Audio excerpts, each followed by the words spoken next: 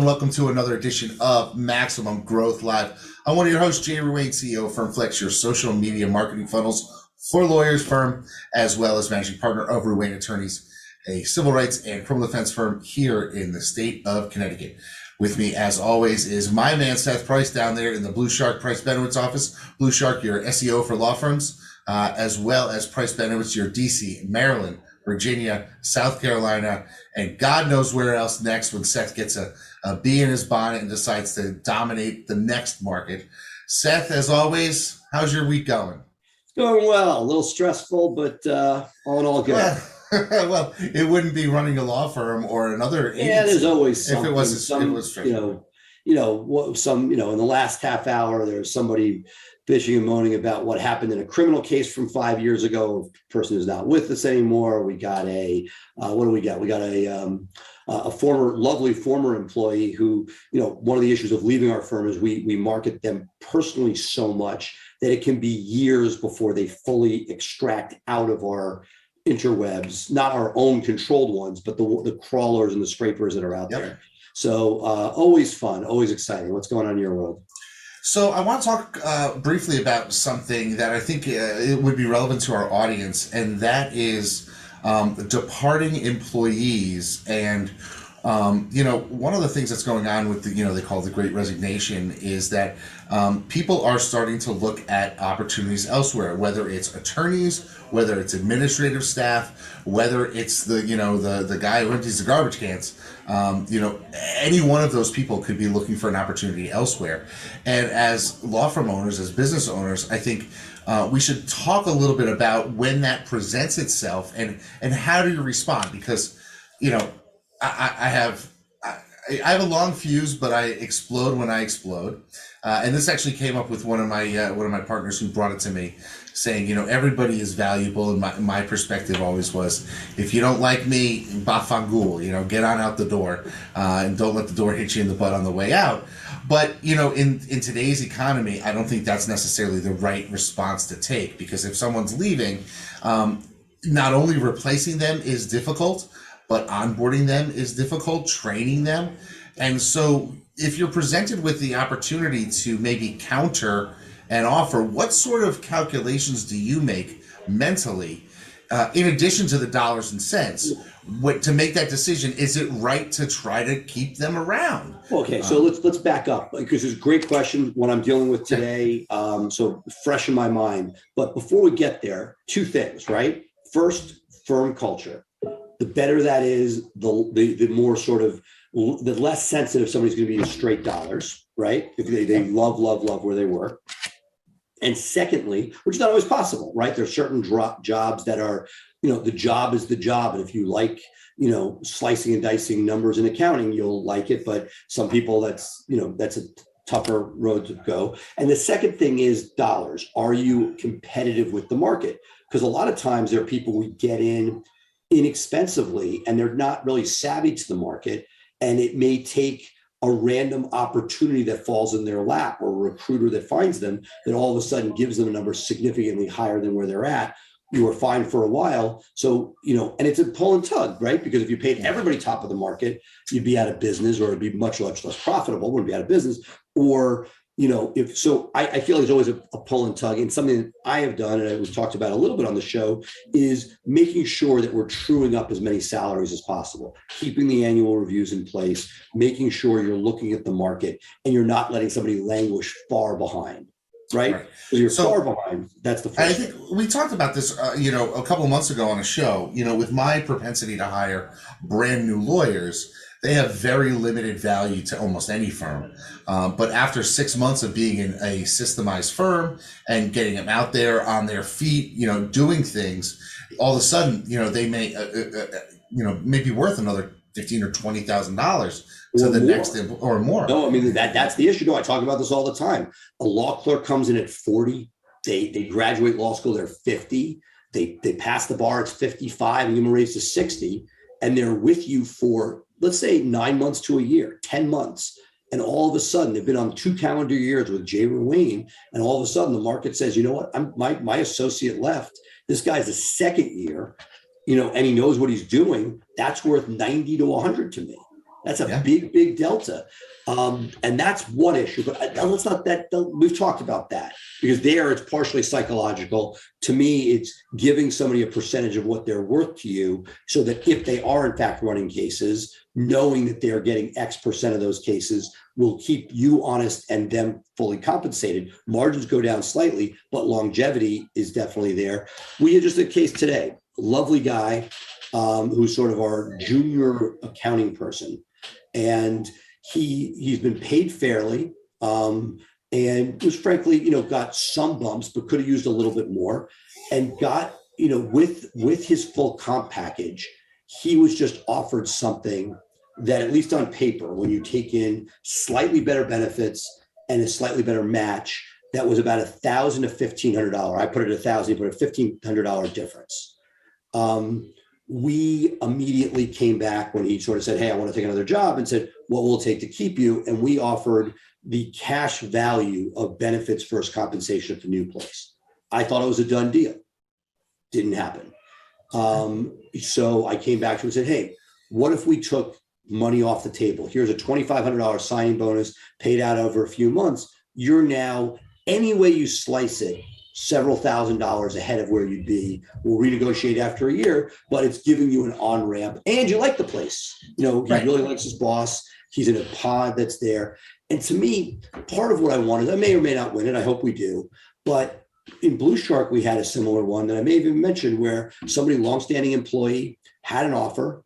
There were some options that were there. It sounded very sexy. When you looked at straight dollars and how we had paid him and bonused him, he was as well off with us already. And it was a much easier way to keep, in that we had done right along the way. But part of it, which was arguably our fault, is we weren't showing a full comp package of what his bonus was, of what his benefits were. And then when we laid that out, we actually retained one of our longest standing employees who had arguably a very nice. So I think the two things: one is making clear what apples to apples, what's out there.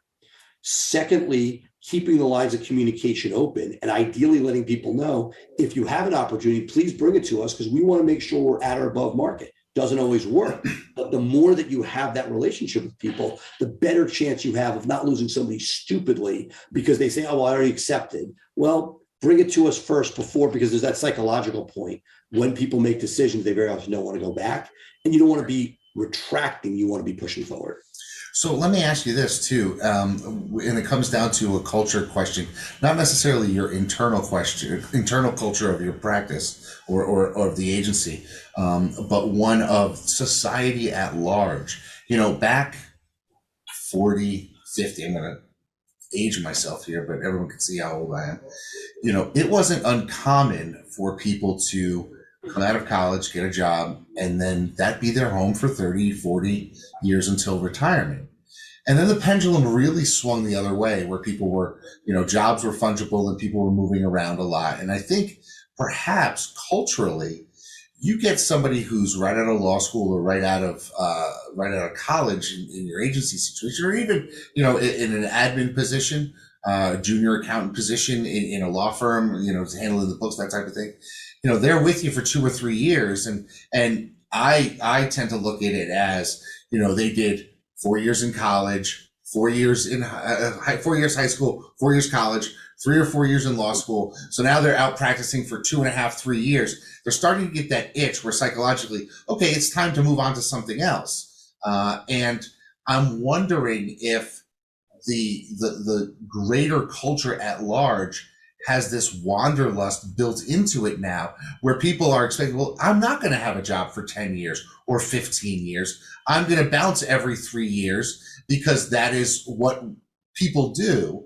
But can you look, there are people where you lock them in and you think that you've paid them at market. The problem is that you very often just market in time. Sort of my Blue Shark experience. I had people stay with me for 2 years working on digital with me. They didn't leave to go to a competitor or do digital somewhere else. They left to be a sports agent, so part of it is when they're young. But let's say you get somebody in Connecticut, rural Connecticut, they're an admin. I think that you can generally, through promotion, get people opportunities that they see. We took a front desk person who left us who was basically, in office. She needed to move back to New York State for personal reasons, ended up making an offer she couldn't refuse. She was working remotely doing administrative, said she wanted to do accounting, got her some classes. She's now the number 2 person in our accounting department and has been doing it remotely for many years, way before COVID. So I think part of it is finding opportunities for people and continued growth, not just money. And that very often people move because their number becomes so dramatically different from market that if you've taken, not taken advantage of, but you've allowed that to, when you allow that delta to get too big, it becomes a risk factor, and you may be fine with it or not. So let me ask you. We have a friend, Alex Nguyen, down south. I forget where he is. Is he maybe Georgia? Georgia, 770 Good Law, and he's a phenomenal lawyer, former actuary, poker dealer, just had a baby who's cute as hell, and he does something that's really interesting, and I think a lot of people should hear what he does. Is that he actually takes all of his people and says, you need to go out and interview for a job every year and get an offer, and then I will decide if you are worth me matching it or bettering it, or I should let you go to that next job. Financially, it's better for you. And it's a really interesting way to sort of approach this. I mean, I don't know if you can do it at scale, but he's not normal, right? He's a very black and white. He's not normal, and I'd like with all these stories, not Alex, but all these crazy stories. 2 things: never let the truth get in the way of a good story. That sounds like a great thing. How often is it actually done? A. B. I take many, I wish you could. It's like in many things in life, which aren't public companies where the numbers are out there and verified. People tell you stuff all the time, not about Alex, but about everything. And, look, there are legit places that have tried this. For instance, Zappos, it's Zappos or Amazon, where once you get hired, they're willing to Zappos. pay you to leave. Quit if you don't want to be here. And here's here's incentive to leave. Yeah, here's $5,000 if you quit. Right. Otherwise, we really want you to be here and want you to commit to it. Right. And so some of this stuff, but look, those are all the people that tell you to apply by FedExing an envelope with triple space letter. But what I'm saying is, let's get rid of the funny stuff. First, are you compensating at the right level? To me, fundamental. Second, is it a place somebody wants to come to work? And third, is there an opportunity for advancement? And when you can answer those questions positively, look, I look at Blue Shark and Price Better to a lesser extent. There are places where we don't have real turnover. And when I look at it, it's like Blue Shark in particular, amazing culture. It has people paid well, and those that excel get managerial experience and more pay. And we sort of push money in the direction of those that you want to keep. And to a certain extent, I think that some of the stuff we're talking about with overseas labor dovetails into this, because it is competitive, and we're going to have to, as business owners, push beyond our comfort zone to compensate some people at this point, with inflation in particular, so that if we're not pushing ourselves to compensate, and we're not, during COVID, we lost our ops person, reviews went by the wayside. That's when I lost people on my intake team. We weren't keeping up with salaries. The market was moving. So when and if you actually are on all cylinders and have people doing reviews and have touch points, whether it's 15.5 or the Jay Ruane who's too cheap to pay for 15.5 who does it himself, when those things are firing, you have a much better chance, not to mention that when somebody does surprise you in an interview, which is going to happen over time. I'm not a big fan of encouraging somebody to do that, but I want to know what market is. And if we're not paying it market, let me know and we'll make sure we correct it. Absolutely. Okay. So that's topic number 1 for today. Next topic is, I'm reading the Wall Street Journal the other day, and there is a article that talks about the changing demographics of the workforce. And specifically, it talked about how there is a significant portion of the population that has retired or is contemplating retirement because of COVID, and the stock market did well for them the last couple of years, and they're at a point now where they don't necessarily want to work full time, but the opportunity for a semi-retirement in their same industry doesn't really exist. And so they're left with the choice of, do I keep working, 45, 55 hours a week, or do I just do I call it quits and retire? And I'm wondering, in our business, except for those very large firms that we don't play a part in, there are a lot of solos and small firms out there that haven't really created a defined exit strategy for law. And you talk to anybody I know who's 65 plus, they all say, I can't wait to close this out. I like doing some things, but like 90% of it I can't stand anymore. But I love handling the clients. That's why I stick around. And I'm wondering if it is possible for a law firm to grow and scale by tapping into that population of lawyers that are looking for semi-retirement. And it's not necessarily acquiring their firm, because the firm might not have any value to acquire, right? But they could sort of fold in their firm into your operation, into your systems like we have, and they may want to work, 500 hours a year rather than 2,000 or more, or maybe 1,000 hours. What do you think about that as an option? Is it something that people should consider? It's of course, and so what do we have? We have. Let me just think about how to put this. Yes, yes, and yes. A couple of years ago. I didn't get it. It depends. I didn't get it depends. No. But I'll give you that if it makes you happy. But essentially, I tried this so hard pre-COVID to acquire people who were at that age. Part of the issue is you see several factors. And we've talked about this in different places. So when it works, it's freaking awesome. I was just in Curacao at John Fisher's Mastermind. This awesome attorney, Sam, from the Miami market, who does family and probate, just rock star. She's going to be a star in coming years, already a star, but going to go well into the stratosphere. She was able to pick up, after a year of discussions, a senior family law lawyer, exactly what you're talking about, and brought it in and brought her. And when that happens, freaking pay dirt. It's amazing. Complimented, senior, she's mid-level, all these things coming together. Awesome. But it is so much easier said than done. They're the Andrew Finkelsteins of this year who pick up firms, but the individual people, it is kissing a lot of toads. And I'm saying, when it works, God bless. But you and I have had this very conversation of the people without a book of business, you don't really want them. Right. Just the change management to bring them in onto your systems is a pain in the ass that may outweigh the money built. So if there's a Rolodex, a phone number with stuff coming in, if there's cases and they don't know, yes, yes, and yes, but it is a very thin line. You're threading a needle. And again, you want it. I'm all for it. I'm just saying, it is not easy to do. It is the home run that I just heard about was a year in the making for a single person, and it was worth it, I'm sure. But there are plenty of people that dance for a year and it never happens. Yeah. I've had friends, fathers that I've, known for years.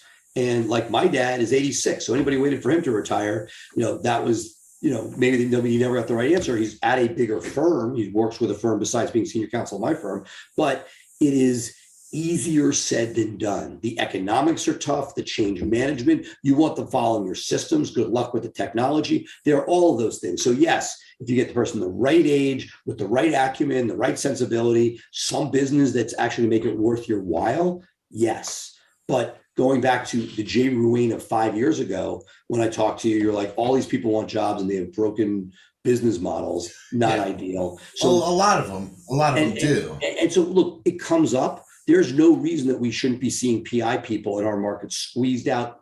When Morgan enters, it doesn't devastate anybody, but it makes it 10% harder to practice, right? So all these people that were on the bubble, hopefully there's something there. The question is, will they raise their hand and do it before there's nothing there?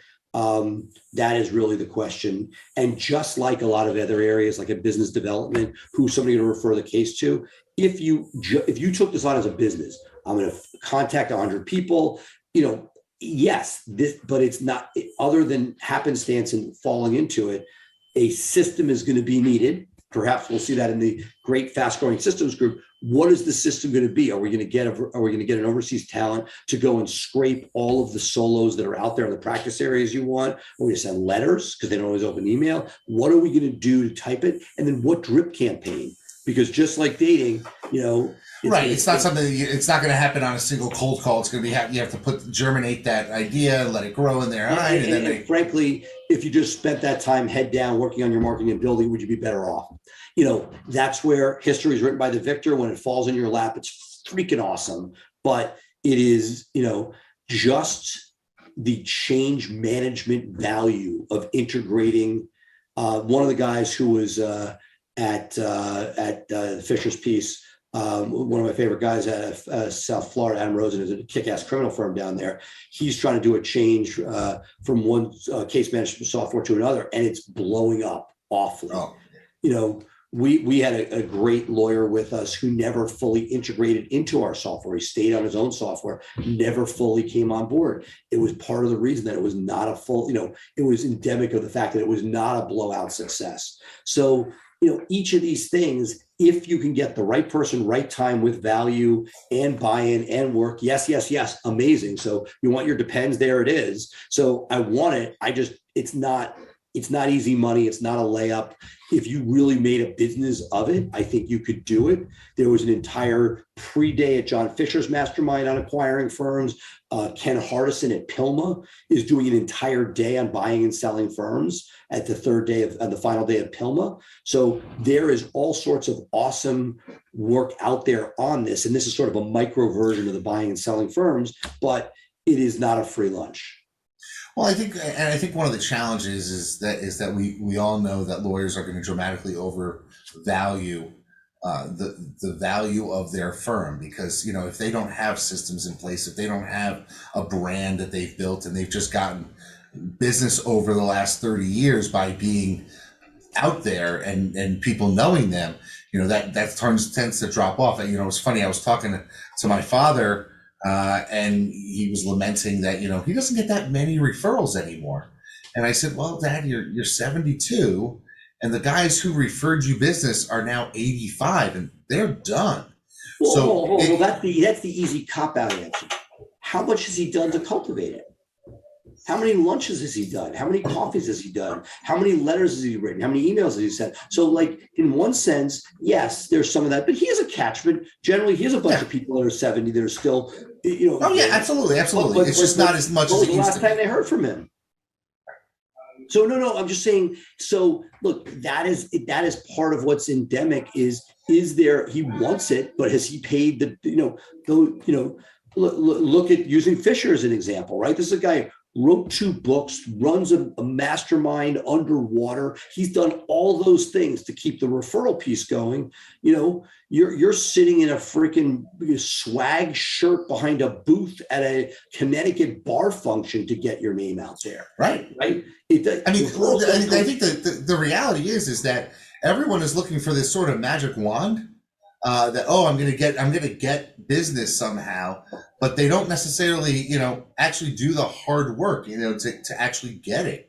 And that's one of the things that I wanted to end this segment about, is that if you are gonna talk to somebody about coming in a semi-retirement position or absorbing their firm to help them find a pathway to retirement, which is what they're looking for, and it can be mutually beneficial, I think you need to set some parameters. You're going to commit to doing X, Y, or Z. I mean, one of the things that came up in this conversation in our office was let's look to see who has reviews out there, who's got a practice that actually is still cultivating reviews. It blew my mind.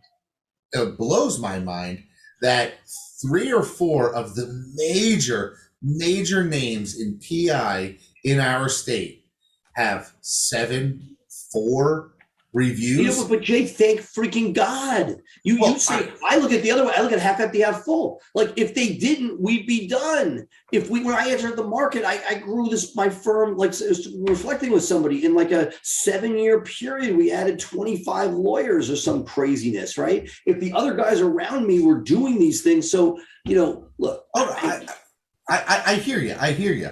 But what I'm saying is that there's a new legal economy that has taken over. And what I'm seeing is a significant portion of the population of lawyers are oblivious to it. They're absolutely oblivious to it. Or they don't look, or you say that, but the guys in my market with no reviews, they have a reputation, they're multi-generational, and they walk in when I heard about this catastrophic case in my neighborhood recently where the Tesla slammed into a lady and, took her out. I mean, she's barely alive, airlifted, all that stuff. Who gets the case? The firm with no, so like, again. Right, but they're getting the cases now. In 2025, 2028, are they going to still be? There is a world you and I don't necessarily always play in. You do to a certain extent because of your dad, but there's a world that isn't about reviews online where when you call up, this, when somebody calls up and says, who's the Connecticut DUI lawyer from the college? Nobody's looking at your reviews. Maybe they do, but even if you had no reviews, if somebody in the college says Jay Ruane is the man in Connecticut, that trumps all.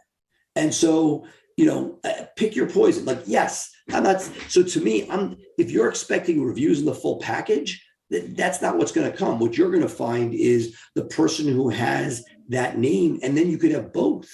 You could then you can get that name out there and market it for them and do it. And that to me is that, look, I think it's part of the secret of price point on success is taking people who were badass lawyers that would have the referral business and then putting them on a pedestal so that you could amplify that very message. And that my thought is, identify the people that are still working, doing well, that are generating referrals, but don't have an exit strategy in place. And you can provide a soft landing that gives them the exit strategy and steps them down over time. And then you could use your people and your systems to cultivate an additional 150 reviews over the next 18 months from their long-term clients and people who love them, and they can spend some time every week dialing for reviews. Hey, can you give us a review of my new firm? And you could dramatically increase your review count, which is going to matter to a large portion of the population down the line. Look, we got to wrap this up, but I'll for this segment, but for the show today. But what I would say is I'll give you a great example, free advice from me out there. Trust in estates, tough way to make a buck. There are people scaling it, but that is one that is most ripe for this, right? Because most other areas, you need somebody else to get divorced. It happens, it's good, but think about it. Everyone's going to die. What? Everyone's going to die. Well, no, but meaning acquiring the practice means there is an entire safe of wills that need work. And that if somebody else is getting out of the game when that's still out there, that is a very, very solid business development play where the person wants somebody to take care of them. So to me, there are areas that are more ripe for it and areas that are less. I think you kind of prove the point that criminal is probably one of the tougher ones where the half-life of your reputation goes down dramatically. And that is probably harder to make the value add there, given the new world and the short memory of people compared to certain other areas, whether it be personal injury, where there's inventory and or legacy clients that are thrilled. Trust and estate's probably the best, where there's, where people have probate matters that are waiting to have need or wills to be updated. To me, that is the place where I would be like the most aggressive, because to me, that's the ripest. Just like digitally, criminal and DUI is the best in that it has the least word of mouth and the most digital. Absolutely. Well, a lot of stuff here today, talking about senior lawyers, talking about, trying to hold people. And what we're trying to do is to just start the dialogue to get you thinking about some of the topics that you're going to cross as you grow and scale your firm. And that's what our show is all about. Of course, if you want to follow us online, you can do so here live every week, 3 p.m. Eastern, 12 p.m. Pacific, wherever our show is streamed. There's John Fisher's group, Maximum Lawyer, our own page, the systems group. And I'm going to be posting something in the systems group later this week, in fact, tomorrow morning, I think I have it scheduled to go all about how to ship stuff to your people overseas, because it can be really expensive to send stuff. You want to send office swag or some file folders or stuff that you like to use in your office. There's a cheap way that you can do it. And I'm going to put that up in the systems group. So be sure to join my systems group if you want to get that and all of the other 100 so systems that I posted in the last year. Of course, if you want to follow Seth, you can follow him through Blue Shark Digital and their digital presence. His law firm Insider, as well as the SEO Insider, are available on his YouTube page. And there's some great stuff that you can do there. If you want to catch our podcast, you should know that there is actually 2 podcasts of ours. There's the original Maximum Growth Live podcast, but there's there's a new feed with Apple that updated all the feeds. So you're going to want to look for the Maximum Growth Live Gray 2022 podcast feed. That's got all the evidence, all the episodes. We should make sure that we get a link for that out there. I'll make sure that's in the show notes. Let's make sure that gets out there, because too many people get confused and email me. Absolutely. Okay, Seth, last thing, anything else that you need to talk about? No, have a great weekend. And yeah, we're getting snow tomorrow. I'm going to try to get out tonight and have a couple drinks with the guys to work my referral network. I've got one friend who I haven't seen in a while, and so that's my mission for tonight. And then tomorrow we're getting slammed with snow, and then I got baseball tryouts this weekend. I got a full weekend with the kids, which is exactly what I like to do.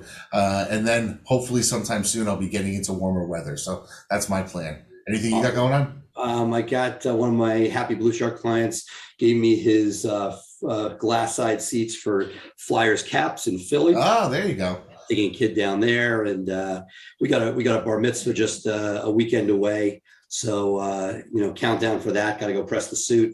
But all in all, good stuff. That sounds like fun. If you're going to be in Philly, make sure you get a cheesesteak at Tony Luke's. Don't worry about pasta. I did 4 years in West Philly at UPenn, and that was not there. It was Pat's and Geno's, Abner's and Jim's. That's all we had. So are you a Pat's or a Geno's guy?